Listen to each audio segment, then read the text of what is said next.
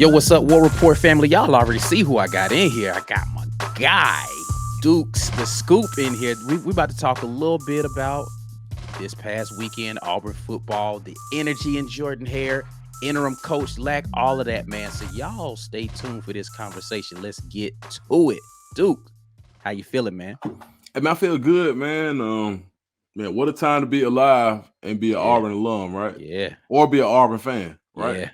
It's a good time, man. It feels good because the energy is where it needs to be, right? Absolutely. Like, man, I've been seeing a lot of non-Auburn fans, a lot of people who are in West Alabama at that other college specifically, saying a lot of stuff about, man, they celebrating and they only won 4 games. It's like, man, first and foremost, stay out of family business. This ain't even about you, right? Right. Secondly, you have to understand when you get that feeling back and you know what it's supposed to feel like, you're gonna celebrate that feeling. Absolutely. Oh yeah, we back. Absolutely. This is what it's supposed to feel like when you come down to Auburn, when you come in our house, all that kind of stuff, man. But you were there. I was there too. I was up in the press box, but you was down there on the sideline. You were, moving and shaking this weekend. You were out there amongst the people. How did it feel to be in that stadium? Man, look, I'm gonna tell you something like really and truly. And I haven't felt like that on the sideline since I was a student. Like, and the feeling that I had there made me feel like, all right, what's next? Like, where we going after this? Like, what y'all want to do? Like, and you know how that felt, right? Yeah. It felt like, it didn't feel like I'm going to the game and I'm going home. It felt like I want to be a part of what's going on. Right. Like, hey, what time y'all going to Toomer's Corner? Like that type vibe. And man, I haven't really felt that in years in Auburn. And I was a huge fan of Gus Malzahn in some ways. And I'm not gonna say I loved everything he did, but I did like how he really just kind of loved on guys. And he got a connotation of being soft for that. Right.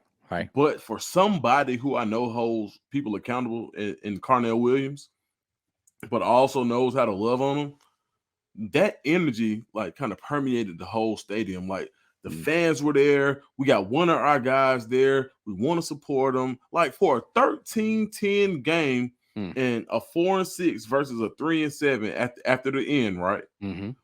Why was there so much energy there? Yeah. You feel me? Like, it was so crazy, bro. If it weren't for the fact that it was cold, it probably would have been even crazier. Oh my God, bro. If it would have been like 50 degrees.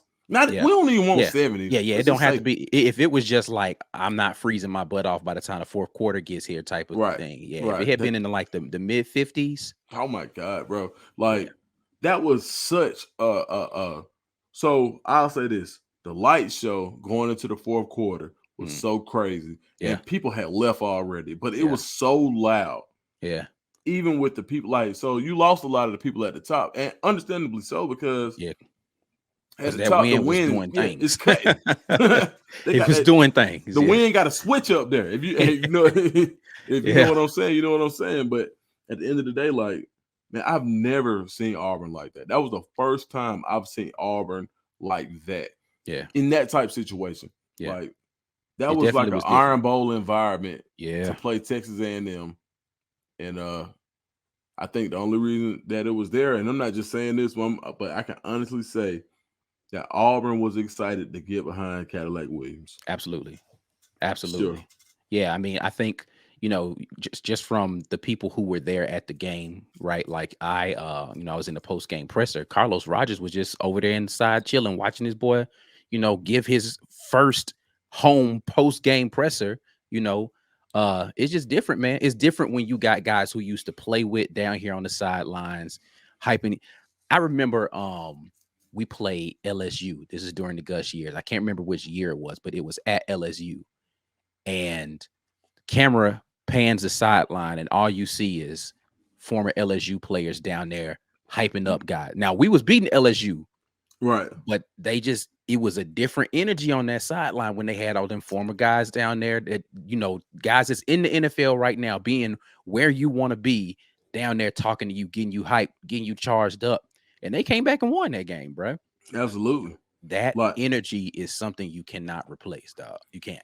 Man, and to that point, to see so many former players there, like guys who've done it, and you like a Jonathan Jones being there who's doing it currently. Right. And we don't have that type of synergy in Auburn usually.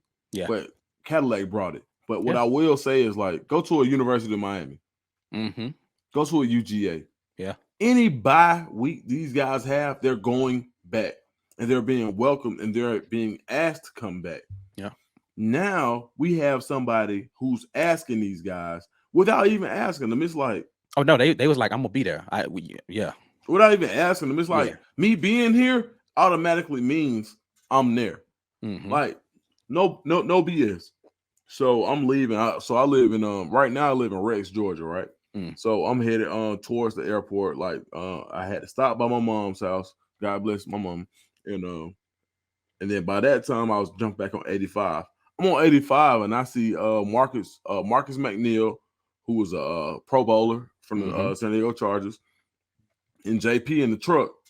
And somebody blows at me and I'm mad. I'm thinking it's road rage. I'm like, hey, you going down there, fool? And I'm like, huh? And I look over and it's them. I'm like, golly, bro. Yeah. Like, it's really serious. Like, everybody wants to be there. Yeah. Yeah, that sideline was packed, bro. It was so many people over there, bro. Man, look, man, it was such a good environment. And it's something that Auburn needed because the amount of recruits that were there, like we're talking 50 recruits, 3 stars or better, and at least 40 4 stars or better in Jordan Hare. And you know what the biggest thing about it was? They said, and I'm listening because you know I cover recruiting. They're saying it's the first time we got to throw toilet tissue. And they wanted to know. They've been multiple times, but this is the first time that they got to come and celebrate a win. Like the big time guys didn't come to the first 3 games. Yeah. Or the first 2 or however many it was. They came to Penn State, right? They came to Arkansas, right? They came to games that LSU. They came to LSU, right? There wasn't any toilet tissue being thrown. Yeah. So if you have guys taking pictures when they come on a recruiting visit and toilet tissue, it's like, what's this even for? Right. So for these guys to be able to go out there and roll Toomer's corner, it meant so much. And I think that like recruiting has got rejuvenated by the fact that Auburn has a different energy right now. Yeah. And I love it. I love it. Yeah, it's definitely a different energy. Like one of the things you talked about, and I mentioned this on the our Sunday show after the game, that the I don't know what they put together for this third quarter to fourth quarter transition situation, but your boy was going crazy with the mix and the light show, whatever. It was so crazy. They had to like stop them and push them back to the sideline so they could get the fourth quarter started. Like they was coming back from TV timeout. Folks were still out on the field, towels, and they was going so crazy. They was like, okay, yeah, we got to cut this off. We got to get back to the game. Like they was really ready to turn up on the sideline, man. So the energy was literally spilling onto the field by the time literally, yeah. Right. So it was crazy out there for sure, man. But let's talk a little bit about the aftermath of after the game, right? So game is over with. You already talked about recruits getting an opportunity to actually go roll Toomer's corner, that kind of thing. But there seems to be a really big public outcry for removing the interim title. Not just fans. I'm talking about current players are saying it. Former players are saying it. There's a lot of people, other fan bases are being like, yo, why don't y'all give Lack the shot? You know what I'm saying? Like, is that something that you've been hearing a lot from people in your circles about, like, you know what, I think maybe why not give him a shot? Right. How are people feeling about that as far as from your assumptions or what you're hearing? So from my perspective, it feels like from a fan perspective, you have to. And the biggest thing is I did a space last night. I jumped into space, just jumping in. And the biggest thing that was said was, are we making an emotional decision? Right. Because of how we feel right now, because you can't deny the feeling at Auburn. Yeah. Because we're ready to celebrate. We're ready to say, hey, this is my team. We're going to win. And nobody has felt like that, right, since the Penn State game. And the guys who said they felt like that in the Penn State game were probably wearing orange jaded glasses. Mm. But now, right? Let's talk about it now. You got a team that's playing motivated. They have an identity, which is we're going to run the ball and play defense. Yep. We can rush the passer. These are things that constitute a good football team. Mm. So now it feels a little bit different. And what's been the catalyst? The head coaching change. For sure. So I work in manufacturing operations. And the biggest thing is, can you make the cycle repeatable? And I think that's the biggest question about Cadillac. For sure. Can he make this cycle repeatable? Mm. Can you do this game after game? Right. Can you harness the emotion and make it a coachable point? Right. Like, can you coach this up, or is this just hype emotion built? Yeah, right. It's all the newness and the transition, and you're like, oh, excited about it, but then like, does the novelty of it wear off? There like, you go. I couldn't word it. I could not have worded that any better. Yeah. And so what I've been hearing is a lot of guys, a lot of people feel like it may be early for Leck, but he has to get increased role, right? A lot of people feel like if you were going to hire Dion, why wouldn't you hire Dion at your school? And that struck me a weird kind of way. And I'll say this because you couldn't find two more different people than Cadillac and Dion. For sure. Right. Yeah. Very different personalities. One is a very like exuberant, and I'm gonna say this, and you understand what I mean, and hopefully people understand what I mean when I say it. Dion is a me guy, right? Okay. Like he's about Coach Prime and Coach Brime's brand. Cadillac is the complete opposite. He is about team. He said it himself in the his presser this week. Like he used to get the trophies and He just give it to his mom. He's like, I don't care about none of that stuff. He was eliminating the player of the game awards that they would give after game. He's like, no, it's about the team doing well. Like I'm not focusing on individuals right now. We're not doing that. He said he's keeping that game ball he got from the game, but outside of that, he's like, nah, I don't really want to keep none of that stuff for myself because it's not about me. Like I'll take all the blame if something goes wrong, but all the praise and the credit is gonna go to these guys because they're the ones putting in the work. Right. And that again, when I say Dion is a me guy, Dion wants to win, right? Like he's gonna get the right people around him. He's gonna put the right synergy in the room because he wants to get W's. But the brand of Deion Sanders is really, it's a big thing for him. But that's what he sells. He sells that brand. Cadillac doesn't sell that. He's selling Auburn. So I look at it like, and I don't want anybody to take this the wrong way either. But like, let's talk about urban culture, right? Mm-hmm. And when we talk about urban culture, you got two. When men who are looking for like women before they get married, you got a pimp and a player, right? A pimp can sell himself to make somebody want to go with them. Because I'm that guy. You want to be with the Don Juan of your, you get what I'm saying? Mm-hmm. And you got a player. And so like in Atlanta, anybody that's a player, like, oh, he player. Oh, that's a player. Like Young Thug and Gunna made a whole song about pushing P. Auburn took on. Right. But P is being player. And it's not just about being a player. It's about being settled in any type of situation. And nobody can get me out of who I am based on the situation. Right. Lack is pushing P right now. Like that's P, dog. The plaid suit. Huh? The plaid suit. Hey, that suit was cold. I ain't gonna lie, the suit was cold. I was like, listen, don't do him that dirty. The first time you gonna come out there just with the mixed print joint. I said, come on, man. Listen, that's not a suit that you wear to not make a statement. Factual. That suit. And first of all, that's not a suit. Like, hey, man, you went to school with us. Like, when you seen Lack dressed like that? Not ever. Bro, he made a statement. Like, dog, I'm gonna come in. I'm gonna do this, right? And I'm still gonna be me regardless. Yeah. So if you want me to dress like, you want me to be the flashy guy, I'll be the flashy guy. You want me to be the head coach, I'll be the head coach. You want me to be the running backs coach, I'm gonna go coach up my backs to go get $121 a piece. A piece, yeah. You hear me? Like, so now he like if I could describe Cadillac Carnell Williams in an animal, it would be another sea animal. That'd be a chameleon. Mm. He adjusts to whatever situation he's in. When I've seen Cadillac in some places that I probably shouldn't have seen him in when I was still hanging down the streets, Cadillac was the coolest person in the room.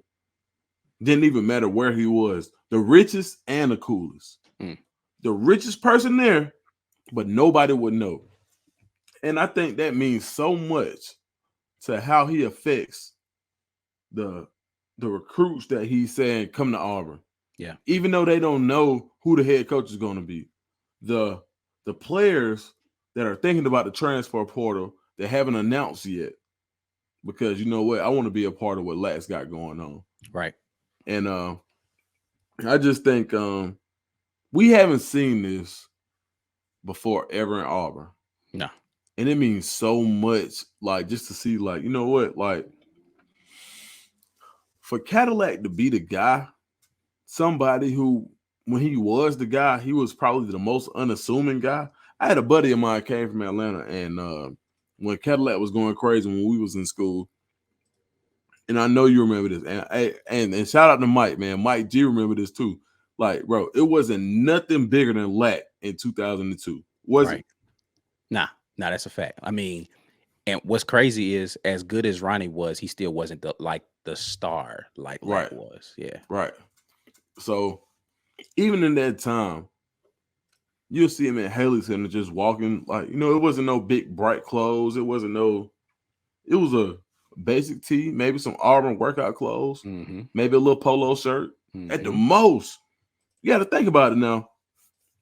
I don't know if people remember this, and a lot of people in the War Report. I wore designer clothes to school almost every other day. Coogee, Iceberg, Versace didn't matter. Lat never had to do any of that because of who he was and how comfortable he was with himself. Period. And I always respected that about him. So that, like, even if they came over and said, "Hey, boy, you fresh, ain't you?" I said, "Yeah, I'm all right." I said, but I'll look back and be like, "Damn, dog, we got the same bop." And for those that don't know, a bop is how you walk and how you handle yourself. We got the same bop. But man, bro, different. So I think that him wearing that suit, when it came down to it, I was like, he's making a statement. When I saw that, I said, that's a statement being made. And the statement was made. Yeah. We're here. Yeah. Yeah, sure.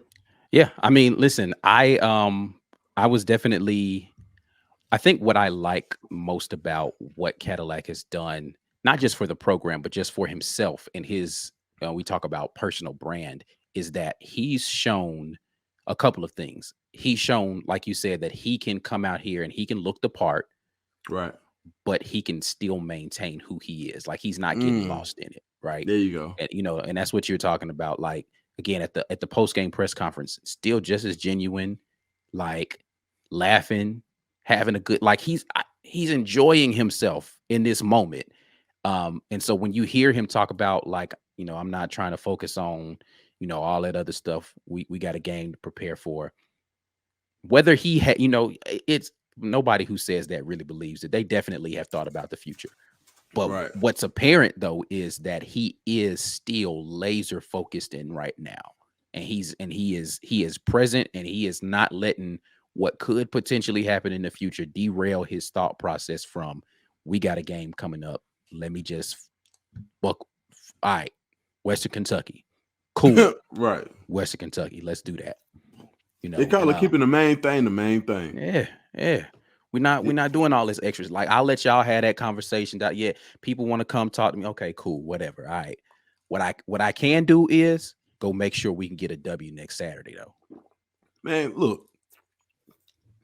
Shoot me straight. Let me be. Matter of fact, this is Dukes on Building Rapport right now. Interviewing Ike Jones. Okay. Ike Jones. Do you think that Auburn wins the Texas A&M game? No. I don't even know what the rest of that statement need to be. Nope. I don't. After what I saw at Arkansas, when we played Arkansas, no. Come on, man. No. Come on, man. Like exactly. So you know that, and I think And that I'm gonna keep it. I'm gonna keep it a whole buck with you. let's go. I don't think they could have named anybody else on that staff head coach, and it would have turned out better than this.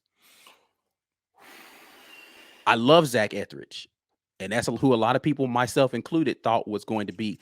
I don't think you get this same energy with Zach as the head coach as you got with Caddy. And I think Zach is an amazing coach. I think Right. he does his, I think he recruits well. I think he's got a great personality. I think he's well spoken. I think he is probably, if you were to put attributes up of someone who you would say fit the mold without knowing anything else about them, fit the mold of a head coach, I think Zach probably fits it a little bit better just from, if you just judging the cover, right? Right. But I don't think he gonna bring that same kind of, and he's an energetic dude. It ain't the same though, bro. You know Because what? because his star in the Auburn history doesn't shine as brightly as Carnell Williams does. You really said something that's important, and that's that sometimes the character of a person can loom larger than the actual person. Mhm. Excuse me. But in this scenario, the character and the caricature are they're neck and neck. Yeah. Like who we saw Cadillac as is the same person Carnell is. And that's Mhm. not a slight to anybody. What it is, dog, this dude really special, bro. Yeah. Like, you get what I'm saying? It's like if you as anybody, and the only part I'm gonna tell you somebody who reminds me of that, and I don't want to get too far off, but like Lil Baby, right? Hmm. Lil Baby, this is who Cadillac reminds me of. Okay. Because in the streets, Lil Baby was Lil Baby before he became Lil Baby. Lil Mhm. Dominique was the same guy. Hmm. Like he's from Oakland City, which is right next to College Park and East Point, Hmm. right? So that's the meeting point between Atlanta and the South Side. Hmm. And he was able to go to Tri-Cities, which is on the South Side. We've got plenty of players that went to Auburn Tri-Cities. And he's able to go to the West Side, Washington, where Young Thug went and all of them. But he was himself everywhere he was. Yeah. It didn't matter. if you didn't have the grades to go to Tri-Cities, which was a magnet school, it didn't matter because guess what? It's enough of me over there that we're going to figure it out. And I think that's something that Cadillac has. Yeah. Black has that. He has the ability to say, you know what? Guess what? I'm not worried about the press. I ain't got to win the press conference. I won the game. Right. Yeah. Yeah. You feel me? Yeah. And they believe in to your point. That's that people's champ energy, though. That's Come that on, people's bro. champ energy. Man, sometimes like look at us. Look at you. Yeah. How crazy is this? And I don't want to get too far on the tangent. No, we But good. how crazy is for the War Report to be? If you go on YouTube right now, I can't find an entity that covers Auburn Sports that has more subscribers. That's a Right? fact. Fact, right? Yeah. Yeah, you do your research too. I already knew. That's But a fact. now check this though. But what makes you more qualified? Nothing. Yeah. It's what you do. Yeah. And I think the same thing is with Lack. And to your point, nobody on the staff could have done it, right? That's not a slight to Zach. Maybe Zach would have done it a different way. I like Zach. Yeah. I like Zach a whole lot. And I'm not so. And to your point, I tried to make this clear. That's not a disrespectful thing to Zach Absolutely Etheridge. not. I think he's No. an amazing coach, but it's just a different. It's the energy would have been different. Like I don't know if all them dudes would have been on the sideline for Zach. He probably would have had some people. He probably would have had some support. But think about this: that team was a somebody who climbed up the steps, right? Mm-hmm. The 04 team was somebody that built the steps, Right? the fact like the cinder blocks, Mm. right? So those guys were absolutely feel a kind of way, and we talked about it. Like I got out there and I was in the mix a little bit this weekend. You know, I'm just asking guys like, what made you come back and Lat? Oh, we gotta go see Lat. We gotta see Lat. Oh yeah, but I came back for Lat. Yeah. I mean, like guys who flew from California, Texas, Mississippi, I know for a fact, California, Texas, Mississippi, New York, Philadelphia, 5 places that I know 2 weeks ago would not have been on their travel agenda, That's period. a fact. That's a fact. So to your point, I get it because it's almost like there are a lot of guys right now who let's name we'll go music again in the rap game, period. All right. There are guys who are coming out now that are making a lot of noise that'll be really good. But dog, Jay-Z and Nas, Hmm. it don't matter what you come out with. Jay-Z and Nas will always be Jay-Z and Nas. Right. Period. Blueprint Illmatic. Yeah. There'll never be another Cadillac Williams. Yeah. Like the only thing that you could have done to get somebody bigger than him in Auburn lore would have been to go get Bo Jackson. Yeah. And that's including the Tracy Rockers of the world, the Yeah. Carlos Dansby's of the world. Yeah. Like, Great players, but they don't have the star power. The star power within Auburn. Yeah, the name recognition of like, because I guarantee you, I could prior to Tracy Rocker coming back and potentially being on the staff a couple of years ago, a lot of Auburn fans wouldn't have known Tracy Rocker's name, and he was great on the interior defense. Like he was a defensive lineman. I mean, it ain't the same as being a running back. Like the only dudes that you can put up there would have to be, like you said, Bo Jackson, Cam. Like you got to get to that level to be on the same kind of star power within Auburn lore. As Mount Rushmore in Auburn. Let's talk about this, Ike. What's your Mount Rushmore in Auburn? For Auburn football? Auburn football. I mean, only 4 spots. Yeah, you got to go. We're gonna do a 4-spot Mount Rushmore. Yeah, you got to go with the 3 I've already named right there, which are Bo Jackson, Cam Newton, Carnell Williams. That 4th spot, it's hard for me to not put a dude that won a Heisman Trophy on there, you know. And so Pat Sullivan feels like he belongs there because he has the Heisman. Right. And so I guess I have to put him in that 4th spot. But see, like even Pat Sullivan, but it's Mount Rushmore, it's all time. So yeah, Pat Sullivan's got to be on there. That'll be my 4. Right? Who you thinking about? So this is I have a personal like love for, and honestly, it's not. Cam Newton is a bigger figure, but because he was only here 1 year is the reason why I would actually think about moving him out and putting a guy like Nick Marshall in. Ooh. Not because Cam Newton's a better, again, but Nick did it for more than 1 year. And he was, again, kind of on that people's champ type of thing where it was like, he wasn't this big recruit. He wasn't flat, but he just got out there and got the job done. But my 4 would still remain the same. Cam's got to be on your 4 for me. So those would be the 4 I put up there. Okay, you know what? So Pat Sullivan being Pat Sullivan, you got to do that. Yeah. So let's make 5. So your 5th is. I think I might have to slide Nick in there, man. I don't know. I mean, but I feel like that's a biased pick. Because I love Nick Marshall so much for like just he was just one of them, hey, point me to the hill and I'm gonna go get it, coach. Type going down through there. Yeah. Sure. Yeah. He just was a soldier, bro. And I like that. I like that energy about Nick, man. I don't know. He's one of my favorite players.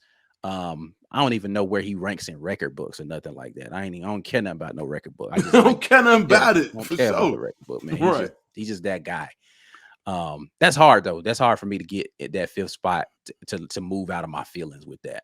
But man, you know what? Like I like that because Nick Marshall was like a guy that, in my opinion, he was the perfect person at the perfect time. Right. And what Auburn needed. Yeah. And he's somebody. The only reason he didn't get a national championship because you ran is because like it wasn't for you to get. Yeah. Because he did everything right. Yeah, Trey Mason scored a little too fast. That's it. That's the only reason, bro. He scored a little too fast. That is it. So when you think about that, it's like, damn, like it ain't nothing else you could have done. But you know what, my guy my fifth on, and I know people gonna get mad at me. They'll kill me, whatever. I don't care. Kill me verbally, but Nick Fairley, man. Mm, And the that's a reason game I like, wrecker. He's a game wrecker. man, the reason I like Nick Fairley so much is because in 2010, that year, there was a Cam Newton on offense and defense. Yeah, you don't win that national title without Nick Fairley on that Come on, defense. dog. Come Yeah, on, man. you don't. Like, It doesn't happen. and we don't have enough national titles to select from. Yeah. So without Nick Fairley, like Nick Fairley and Derek Brown are like neck and neck to me as far as like guys who control the game from a defensive standpoint. Yeah. But I feel like Nick Fairley had more help than Oh, you mean Derek excuse me. Brown had more? Derek Oh, Brown for sure, because that had 2010 defense was not good. yeah. It wasn't a good defense. Derek Brown, excuse my language, excuse Yeah. me. Derek Brown had more help than Nick Fairley. Nick Fairley was out there like, hey, look, bro, I'm finna go take this triple team. Can one of y'all get there? Nah, fuck it, I'll do it. Nah, forget it. I'll do it myself. Yeah. Nah, for sure. Like this how that went, man. That's a fact. Hey, man. So we going way off right now. I don't know if you heard about because Derek Hall in the post game after it was talking about Kobe Wooden and how before he got the strip sack, he called it. Like they was in the TV timeout, they was on the sideline talking, and Kobe was like, "This is what I'm about to go do." They came back out from the timeout. He went and did it, and he was like, "Oh, okay, so you calling your shots like that?" Like he was like, right, "This the move I'm gonna hit him with, and I'm gonna go get the ball." Right. Next play, timeout's done. Kobe goes out there, hits him with the club, swipe around the corner. Money. Yeah, and I was like, "Hey, you different, bro. You different if you calling your shot like that from before the timeout, bro." He's like, "Hey, this is what I'm finna go hit him with this real quick, and we're gonna go get the ball." Nah, that's crazy.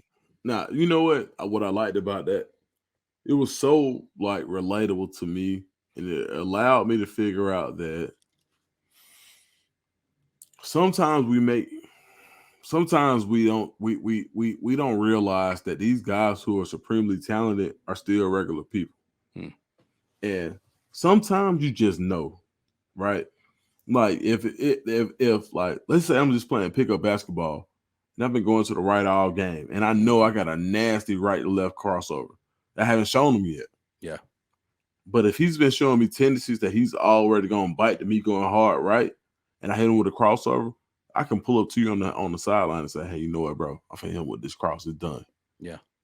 And or let's say we're back in our day when we were single, and we might have seen a female that we liked, and okay, they liked us back. But there's going to be one point in time you're like, you know what? She likes me so much that you know what? I'm gonna get her number when I say this. Yeah. Right. So when he said that, it made him so relatable to me.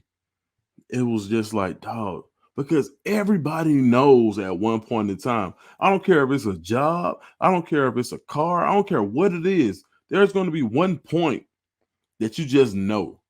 Yeah. And for him to like live and walk in that moment without being scared of without fear of feeling like he was going to be like deemed as being cocky or whatever, like I love that moment for him. Yeah. Like, and I appreciated it so much because it makes me feel like, you know what, these guys like, and I look at some of these guys like heroes, especially because I got a young son.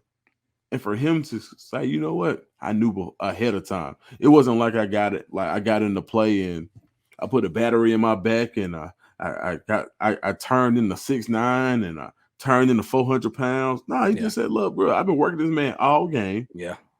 And I'm finna get him. I know what I've been up against this whole time. We need to make a play. This is what I'm finna go do.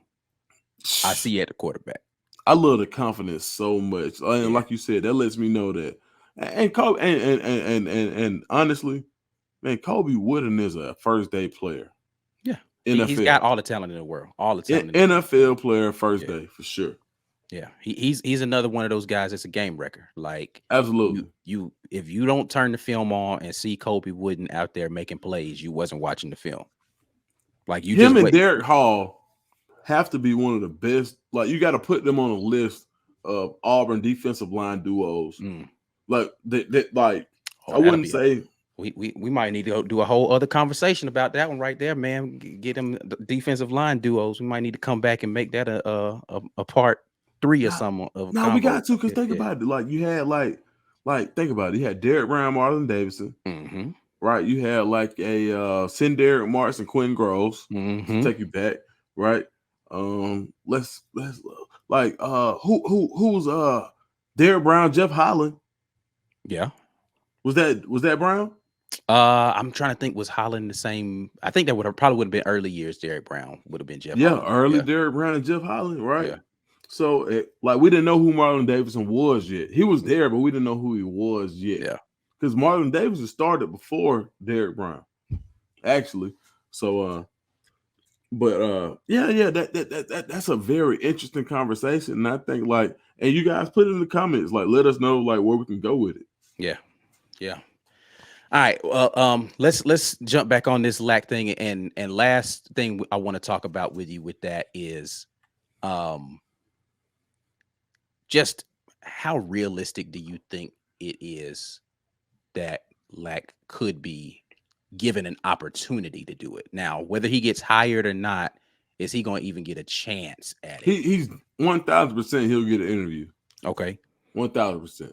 Like, and here's where, again, emotion aside, I look at it and I say to myself, do I want that for Lack? Do I want Carnell to be the next head coach? And and this is what's going to make some people upset at me when I make this statement. I think about the historic nature of having the first African-American head coach to be hired for the position, not just interim, but like, they signed you to the contract. You was the dude day one from that year, right? Right. And for him to be tasked with cleaning up this mess and it not going quickly enough. And I draw the parallels to a President Barack Obama, right? Who got put in a seat and was asked to clean up a situation that he didn't create. But if he didn't do it quickly enough, people said he's not good at the job. Yeah. And I ask myself, with the legacy that Carnell Williams has at Auburn University, do I want that tainted with potentially having to deal with this out the gate? And I don't know where I sit with that, because part of me says he could absolutely do the job. Why couldn't he? Why can't he galvanize the team in this way over a period of time? Why can't he hire a staff that's going to be competent enough to see the deficiencies that he has and make up for that stuff? Why can't he get top recruits in here? He could do all the things necessary to be a head coach. Right. I don't care about how much. And listen, again, you could be mad at me. Shout all you want to in the comments, at me on Twitter. If you talk about in-game decision-making being poor for a first-year head coach and talk about the things that he's done in game 1 and game 2, show me where Lane Kiffin doesn't do those same things. Show me where Brian Harsin, who's had all this experience and was here last year, didn't do those same things. Show me where Kirby Smart didn't do those same things. Show me a coach who you think is good that didn't make questionable in-game decisions, and I will tell you you're lying and you haven't watched enough of them coach football. So I just don't like the experience thing. To me, doesn't make a lot of sense, because even experienced coaches make those same tactical errors. You're going to do that.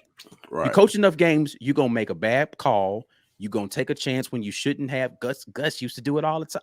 Like, you can't name a coach that doesn't do that sort of thing, that you want to throw some at the team. Like, yo, why did we go for it right there in that? And you can't name them. You cannot name the coach who doesn't do it. So don't give me experience when you have this conversation. And again, this is not me lobbying and saying I think Lack should. I'm saying give me a tangible reason why it doesn't make sense. You can't find it.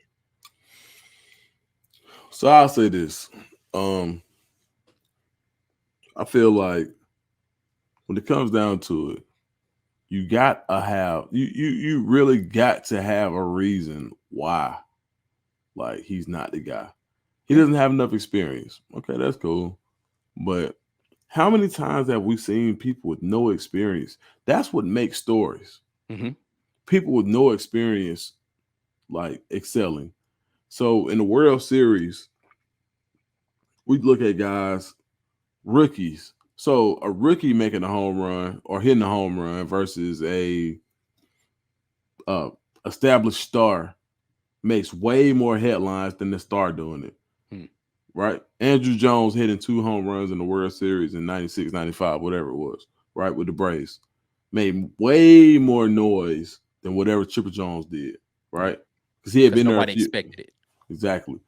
And I think that with Lack, it's kind of like it's 2022, right? I'm not lobbying either. But what I am saying is that if you got somebody who understands Auburn better than anybody could ever understand Auburn, somebody who bleeds orange and blue, and somebody who can speak to the football culture, whether it be urban or rural, Mm-hmm. anything in between, somebody who can do both, that you don't have to worry about saying, does he want to recruit? Does he believe in Auburn? Hmm. Does he represent Auburn? And if you just want to go ahead and just like go there about it, who exemplifies the creed? Is the creed not the end all be all for a lot of Auburn alumni? Yeah. Right. So now, with that being said, I think that would be a good pick, dog. I ain't gonna lie to you. But Yeah. at the same time, if they wanted to pick somebody else, you got to keep Black on staff. Yeah. Like, I think you would be so I, I'm divided on this as well. Let me just say this. You'd be foolish to not want Cadillac on your staff, right? mhm. But here's the only problem that I see happening. That new coach comes in and let's let's act as if 2023 the schedule was the same as it was here this year in 2022. Right. And let's say new head coach, I'll just call him Jackson, just because I don't want to put a real name. Coach Jackson. New coach Jackson is here Right. at Auburn with Cadillac on the staff, with Yeah. all of this public outcry of people who want to see Lack as the head coach, current players who came back and was like, oh, I love Lack. He got these recruits in the door, da, da, da. But they really wanted Lack as their head coach. Right. Coach Jackson comes out there, game 3, Penn State, we lose. Mm. Do those players then be like, see, man, we should have had Lack as the head coach? But you already know that's what's gonna happen. And so, with that being the case, does that put a fracture in your locker room? And now you can't afford to have Cadillac on your staff because you can't have people who behind closed doors are saying, man, I love Auburn, but man, they doing my boy Lack wrong. Let me ask you this: if Auburn goes out and gets a former 4-star, 5-star recruit at quarterback in the offseason, right? Mm-hmm. Do you tell Robbie Asher to kick rocks? Mm. And do you have them same type of fractures in the locker room with people like, yo, man, they did my boy Robbie dirty? Right. Yeah. I mean, what do you do? And Yeah. and that's a real football question, like, Yeah. because Robbie's won some games and he's kept us in some games. Yeah. He's done And some doing stuff all that, of it, going through a bunch of trying to hold it together, taking all the public criticism, all that kind of stuff. He was the stabilizing force because without him, no disrespect to him, you got Holding, true freshman, no mobility. Yeah, I don't think the cogs work the same way with him. right? Absolutely not. So And we know that's true. So it's like it's the same thing. It's yeah, like, it comes with the territory, head coach, quarterback, same type of position, same type of leadership, right. same type of accountability. And I think that you really just have to try to put your best foot forward. Yeah. It's a scary, like if I'm the AD, I'm vetting every possibility out Yeah. as far as I can. Mm-hmm. You have to, because at the end of the day, like, so, and I think so many Auburn fans are looking at this like this is the crux in our fanship and the future of Auburn football. And so that's It's why a it's so critical point. important. It's a critical point, man, because you're at probably the most energized that you've been in a long time, and you've got as much momentum moving in the right direction. You've got a lot of newness in leadership and administration. You've got literally the most money. I mean, NIL is new, but you've got the most money flowing through NIL. You've got new Right. president, new athletic director, precipice of a new coach that's going to get a big deal. Like, you get this right, then you position yourself, because LSU ain't playing, bro. Like, Brian Kelly came through this thing and was like, "Oh, we going first year, Oh, we first was year, we laughing at him too, right? yeah. Oh, Oh, it was so we funny. going to Atlanta the first year, bro. Like, Look, everybody was laughing at him when he was dancing with the kid, and it was laughing at him when he was trying to make a fake South accent. yeah, And now who's laughing now? yeah. We going to Atlanta Mm, the first year. Like, you do all the laughing you want to. We going to Atlanta though. for sure.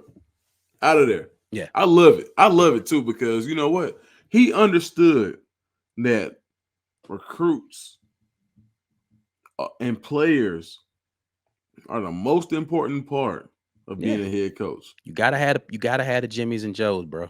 Like, at the end of the day, you can scheme it up how you want to. Some guys, we talked about Nick Fairley being a game wrecker. Some guys, I don't care what you scheme up. Man, let me tell you something. And this is a message to every unathletic person in the world. If you go on a basketball court and you're unathletic, I don't care if you're playing for Tom Izzo, right? You can be playing for John Wood, and God bless the dead. If you can't hoop, it's Yeah, not gonna matter. I don't care what you draw up. Listen, man, Coach Pearl out there drawing up that gonna flex to perfection. And boys still ain't making buckets. Though. It's not just it just is what it is, man. You got to put the ball in the basket, man. Right. You It know, has to happen. No, for yeah. sure. So, but yeah, you just need dudes, man. And yeah, like you said, Brian Kelly understood. Let me get the right dudes. We'll figure the rest of that out. But let me get dudes here. I mean, that was the whole. That's Nick Saban made that a thing at Bama. Kirby Smart made that a thing. It's just like, okay, all right, I hear you. I'm gonna go get some guys though, and your guys versus my guys. I bet you my guys can win, and I don't care what you draw up. And then he started getting guys who understood his system better. So you got guys that could just flat out ball, and now they understand the system too. Them boys out there looking unstoppable, man. That Man, jump looking silly. I really liken it to a really, really good spades game. And And you got all the right calls. so like if you can play spades and I can play spades, right? What's the determining factor? Who got the better cards? Who got the better cards? Period. So at the end I of the can day, count books. You can count cards. Like, okay, but like if I got a handful of Trump, you can't do nothing with me. yeah, I don't care. Throw whatever you want to out there. I get you. I'm still running this book. Whatever strategy. You want to cut early, go ahead. Yeah. You want to cut late, go ahead. Yeah. You know, you get you low on one side. Guess what? Go ahead and play that. I don't even care if you play your ace first. If I got enough spades, I'm gonna cut it. Yeah. Right? Yeah, that's how It's it goes. The same man. thing as saying that's the same thing as saying, you know what?